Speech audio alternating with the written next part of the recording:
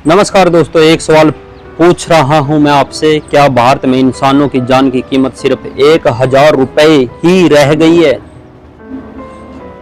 क्योंकि भाई यहाँ सड़क पर मरने वाला अब खबर नहीं, आदत बन गई है। सोचकर देखो, अगर कोई प्लेन क्रैश होता है, न्यूज चैनल महीनों भर न्यूज चैनल वाले रिपोर्टर महीनों भर चिल्लाते रहते हैं, breaking news, black box, cash report, crash report वगैरह वगैरह। तकरीबन 1 महीना तक खबर ऐसे दौड़ती रहती है, लेकिन अब रोज 400 लोग सड़क पर मरते हैं तो कोई क्यों नहीं पूछता? सोचने वाली बात है। रिपोर्टर कहाँ चले जाते हैं जब सड़कों पर इतने इंसान हर रोज मरते हैं? इन मौतों का जिम्मेवार कौन है?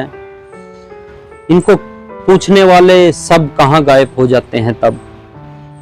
ये देश जहां कानून से ज्यादा सिफारिश चलती है, हेलमेट से ज्यादा मोबाइल पर रील बनाना जरूरी समझा जाता है, वो देश सड़कों पर नहीं चल रहा, वो सड़क पर मर रहा है।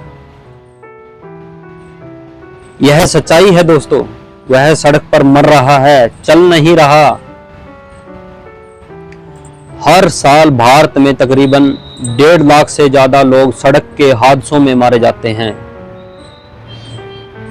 यह जिम्मेवारी सिर्फ सरकार की ही नहीं, यह आप लोगों की खुद की जिम्मेवारी भी है। मतलब हर 4 मिनट में एक इंसान अगर खत्म हो रहा है तो अपनी सेफ्टी अपने हाथ में भी होती है। इतनी मौतें कई बार युद्ध में भी नहीं होती, और वजह है ना सड़क ठीक होना, ना सिस्टम जागता। बस हर कोई बोलता है भाई जल्दी में हूं, हट जा, जल्दी में हूं। भाई इतनी भी क्या जल्दी है कि आपको दुनिया से ही उठा ले जाए?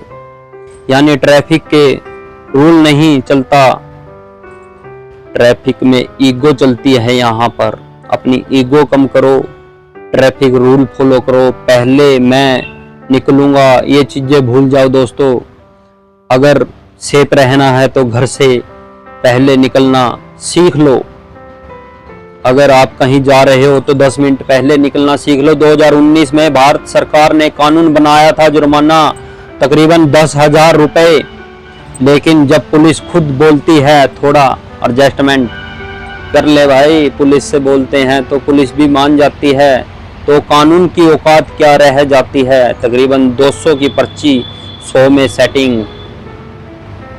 यही कारण है कि हम ट्रैफिक रूलों को फॉलो नहीं करते।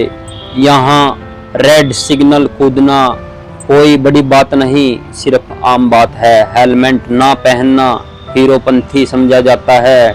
ड्राइविंग टेस्ट पास नहीं होता, रिश्ते पास करवा देते हैं।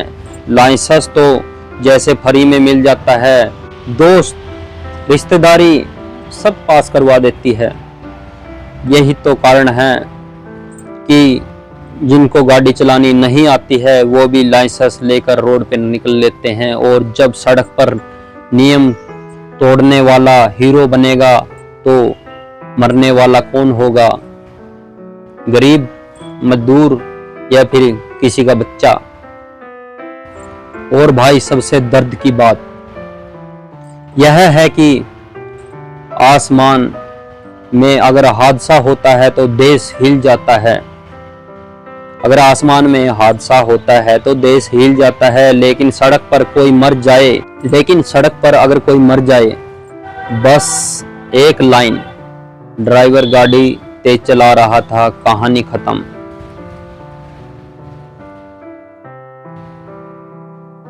क्या जमीन पर, सड़कों पर अगर ड्राइवर गाड़ी चलाता है तो उसकी गलती होती है? क्या आसमान में पायलट एरोप्लेन उड़ाता है उसकी गलती नहीं होती? या फिर मतलब अगर आप आसमान में मारे गए तो न्यूज है, और अगर सड़क पर मारे गए आप नंबरों में हैं।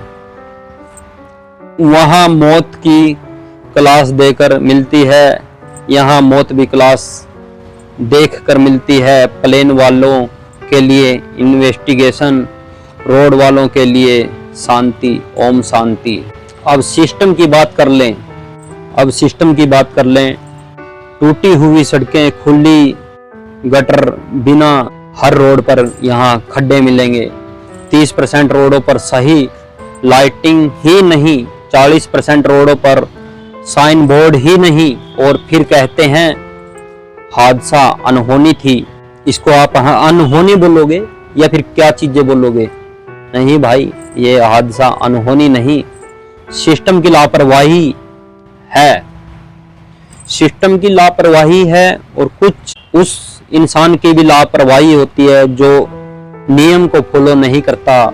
यह ठेकेदार सड़क नहीं बनाते, रिपोर्ट बनाते हैं। यहाँ सड़कें कंप्लीट नहीं होती, वह सिर्फ कागजों में दिखाई जाती हैं। और जब सड़क टूटती है तो सिर्फ रोड नहीं टूटता, किसी का परिवार भी टूट जाता है। सोचने वाली बातें हैं दोस्तों। यहाँ रोड टूटने से किसी का परिवार भी टूट जाता है। बदलाव का समय अब है। हर स्कूल में रोड सेफ्टी की क्लासें, ड्राइविंग टेस्ट, लाइव कैमरे पर खराब सड़क, ठेकेदार ब्लैकमेल लिस्ट, हर वाहन speed tracker, public surveillance videos भेजो, सरकार एक्शन ले। कानून तभी काम करेगा जब जनता उसे मानने की इजाजत रखेगी। अगर जनता उस कानून को नहीं मानेगी तो उस कानून का फायदा क्या है? मरते रहो रोडों पे। हर सड़क हादसे के पीछे एक कहानी होती रहेगी।